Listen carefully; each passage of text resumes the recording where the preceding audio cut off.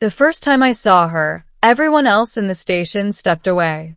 It happened in the central corridor of Outpost Helios 9, a human-alien trade station orbiting a dying blue star.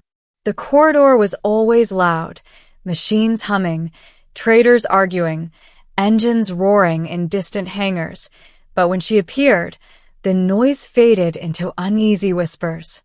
She was tall, taller than any human. Her skin shimmered faintly like polished silver, reflecting the lights along the ceiling. Long strands of dark hair flowed down her back like shadows in water. Her eyes, deep violet, glowed softly as she walked. And every alien in the corridor moved aside. Not out of respect, out of fear.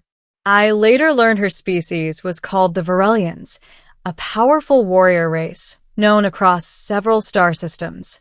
Rumor said their soldiers could survive vacuum exposure for minutes and crush reinforced steel with their bare hands. No one on Helios 9 wanted trouble with a Varelian, especially not one who looked angry. She walked alone through the corridor like a storm cloud given a human shape. The traders lowered their voices. A group of reptilian dock workers quietly backed away. Even the station security officers pretended not to notice her. I should have walked away too, but I didn't, because I noticed something no one else seemed to see. She looked exhausted. Not physically. Her posture was still strong, her movements graceful and controlled. But her eyes were different. Lonely. That was the first strange thing about her. The second strange thing happened 3 days later. I worked maintenance on Helios 9. Not glamorous, but it paid enough credits to survive.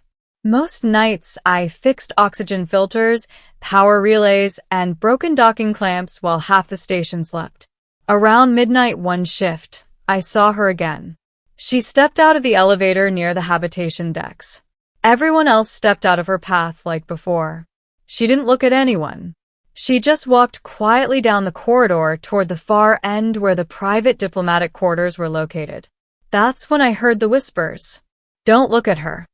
That's the Varelian exile. They say she killed a warlord. They say she destroyed a ship with her hands. Rumors on space stations grow fast. Truth doesn't matter. Fear spreads quicker. But as she passed by me, she paused for just a moment. Our eyes met, and instead of rage, I saw sadness. Then she walked away. 2 nights later, the station alarms blared. Not a full emergency, just a localized security alert. I checked the station feed and saw something strange. 3 smugglers had attempted to break into the Varelian woman's quarters. Security footage showed the moment they tried forcing the door. Then the door opened. What happened next lasted only 12 seconds. The first smuggler flew backward into the wall.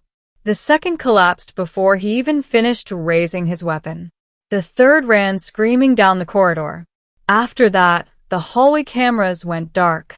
Station security arrived minutes later.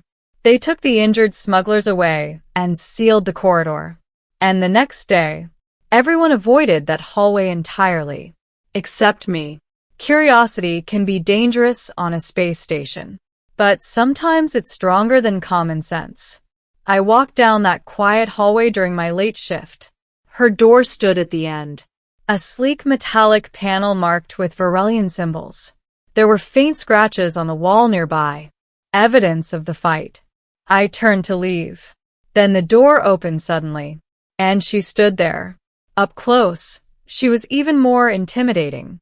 Her eyes glowed faintly in the dim hallway light. You are watching the corridor, she said calmly.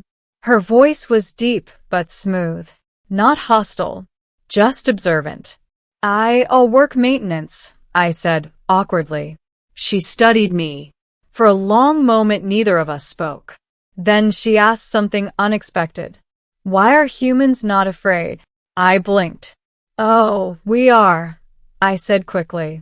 She tilted her head slightly. But you stayed.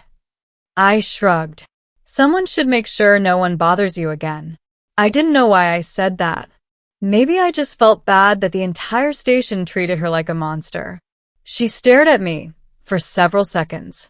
Then she said quietly, "You are strange, human," and closed the door. I didn't think much about the conversation afterward, but the next night, something happened that changed everything. My shift ended around 2 a.m. station time. Most of Helios 9 was silent except for distant engines and ventilation systems. As I walked back toward the dormitory section, I noticed movement at the end of the corridor. 3 figures. Not station workers. Not traders. Their armor looked military. Black. Unmarked. They moved quietly toward the Varelian woman's door. One of them carried a plasma cutter. My stomach dropped. Assassins. I ducked behind a cargo crate and watched. The cutter ignited with a sharp blue flame. They started slicing through the door panel. I checked my wrist communicator. Security response time, 5 minutes. Too long. The door would be open in 30 seconds. I made a decision. Probably the stupidest decision of my life. I stepped into the hallway. "Hey!" All 3 assassins turned instantly. "Maintenance inspection," I said, trying to sound confident. "Restricted area." One of them raised a weapon.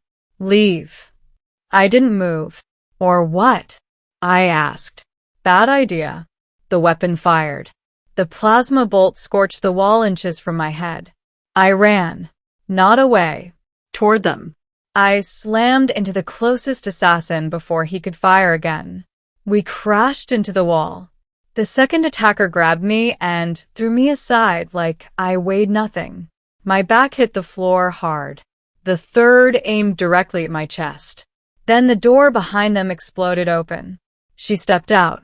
I had never seen real fury before that moment. Now I understood why entire star systems feared the Varelians. She moved faster than my eyes could follow. One assassin lifted off the ground and smashed into the ceiling. Another tried firing his weapon. She crushed the gun in her hand like it was plastic. The third tried to run. He made it 3 steps. Then he collapsed. Silence returned to the hallway. I slowly sat up. She turned toward me. "You interfered," she said. "Yeah," I groaned. "You could have died." "Yeah, probably." She stared at me again. Then she noticed something. Blood. My arm had been cut by a plasma shard during the fight. She stepped closer. Her expression changed. Concern. "Why?" she asked quietly. "Why defend someone feared by your own species?" I thought for a moment. Then I said the only honest answer I had. "Because you looked lonely." For a long time she said nothing. Then she helped me stand. "You are injured," she said. "I'll survive." "No." She opened the door to her quarters. "Come inside." Her room was surprisingly simple. No weapons. No alien technology. Just a small living space with dim lighting and a large observation window showing the stars. She guided me to a chair and cleaned the wound carefully. "You should not have interfered," she said again. "Someone had to. You barely know me." I shrugged. "Still felt wrong leaving you alone." She finished bandaging my arm. Then she walked to the window and stared at the stars. "My people exiled me," she said quietly. "That surprised me." "Why?" She hesitated. "Because I refused to kill." That was not the answer I expected from a warrior species.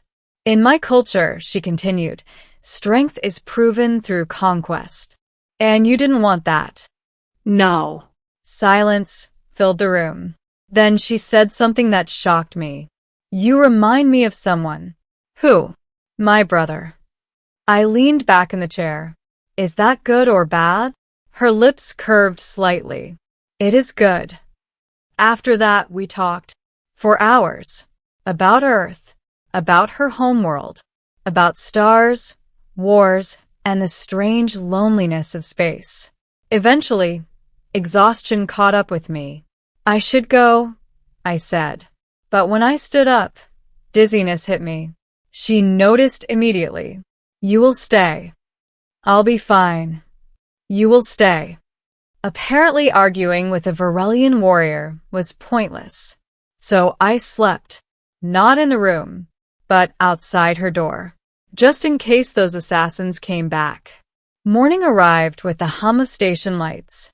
I woke to the sound of the door opening. She stepped out and looked down at me. You slept here? Security, I mumbled. You are not security. I am today. For a moment she just stared. Then something unexpected happened.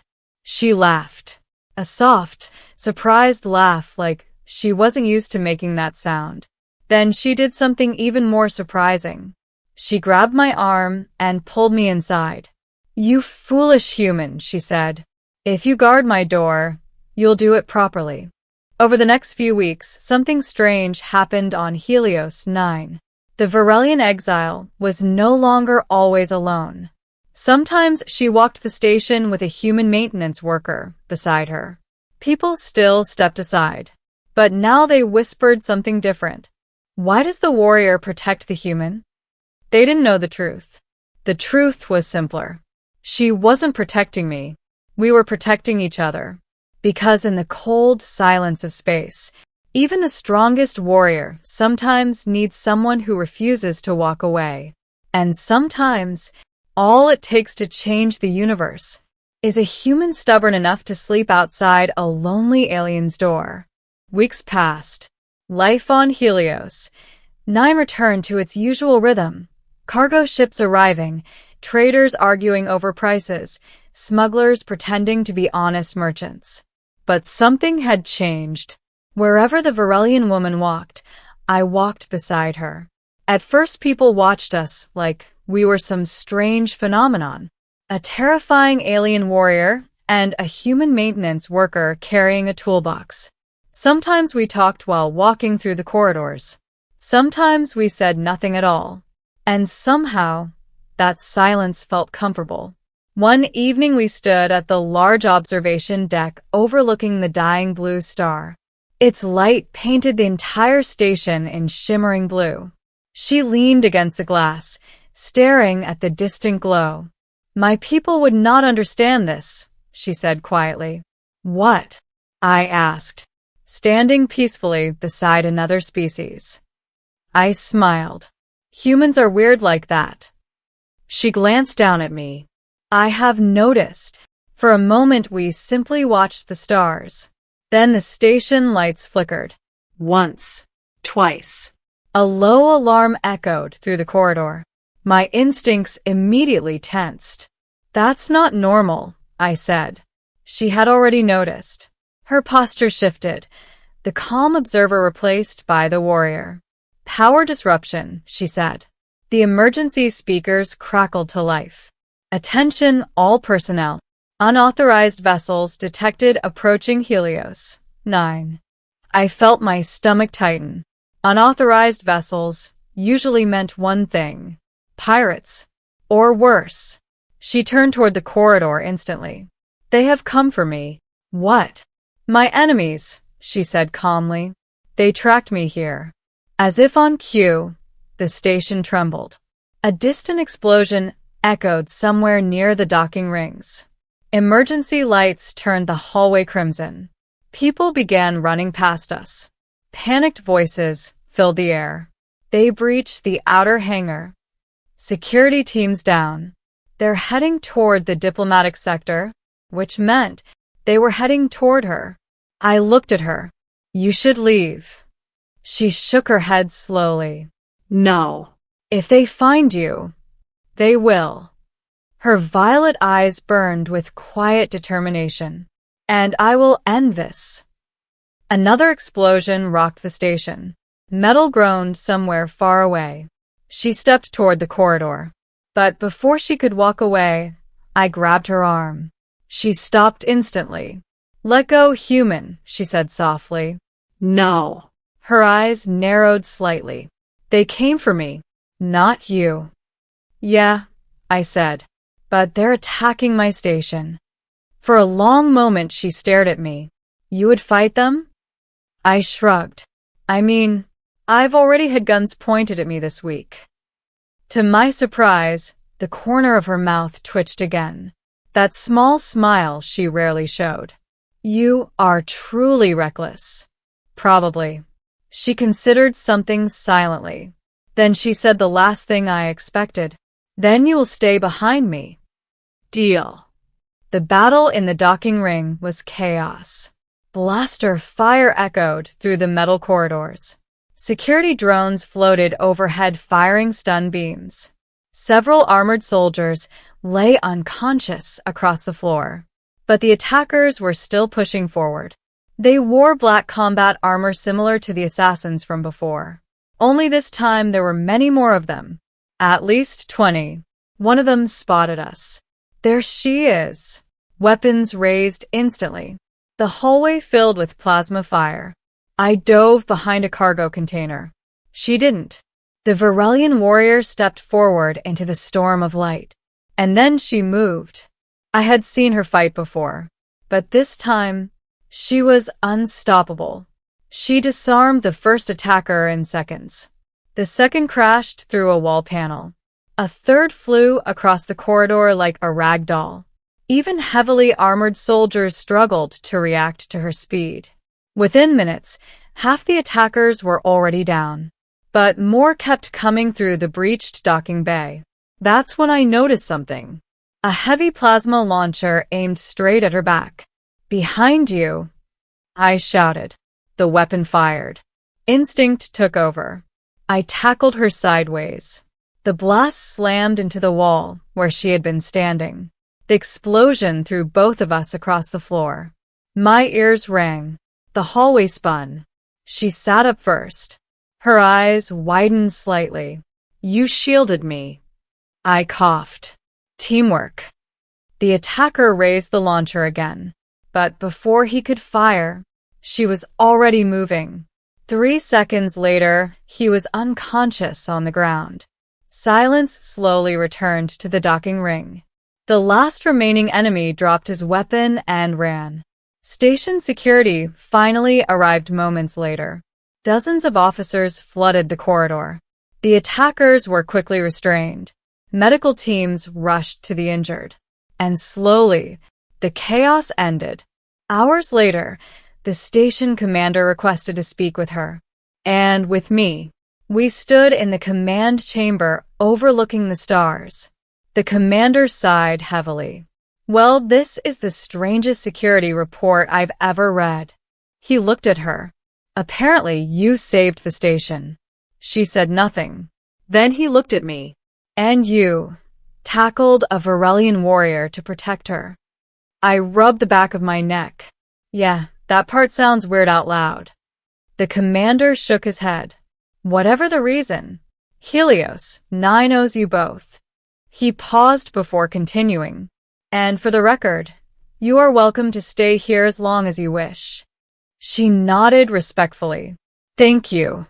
When we left the command center, the station felt different. People still stared. But now their expressions were different. Less fear. More respect. A few even nodded politely as we passed. We walked quietly back toward her quarters. Eventually she stopped. You should return to your dormitory. Probably. But neither of us moved. She looked down the corridor thoughtfully. My enemies will not return soon. Good. But eventually they will. I sighed. Space is big. Maybe they'll forget. They will not. Then she turned to face me fully. And when they return, I will leave this station to face them. Something about that bothered me. You don't have to fight alone. I always have. I shook my head. Not anymore. She studied my face carefully. You would follow me into war? I thought about it. The lonely alien warrior. The quiet conversations under the stars. The strange friendship that had somehow formed between two completely different species. Then I shrugged. Someone has to make sure you don't get assassinated again. For several seconds, she simply stared. Then slowly she laughed again. That rare, warm sound. You truly are impossible human. Yeah, I've been told that. She opened the door to her quarters. But this time, she didn't step inside alone.